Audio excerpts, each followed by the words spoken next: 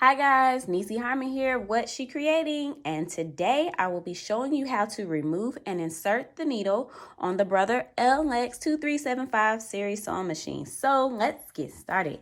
First thing you need to do is find your needle, your sewing needle. I'm gonna cut the machine on. The sewing machine needle is located here. In order to remove this needle, you will need a flathead screwdriver.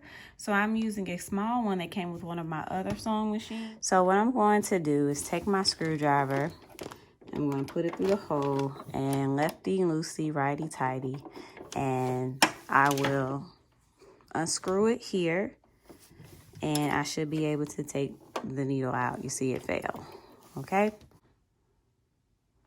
So if you look at the needle, one side of the needle is more curved than the other side. So this is the flat side of the needle, and this is more the curved side of the needle. And you can kind of tell this is the flat. That's the flat side. And if I turn it a little bit, then you'll see the curved side of the needle. So you want to make sure that the flat side of the needle is facing to the back, and the curved side of the needle is facing to the front.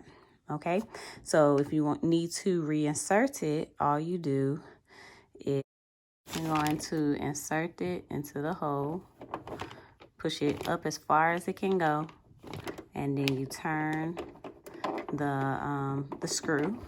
And if you want to tighten it, you can, so righty-tighty.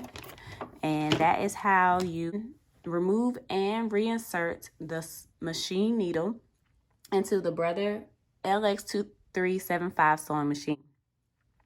So leave us a comment, subscribe to our page, follow us on Instagram and Facebook, and happy sewing.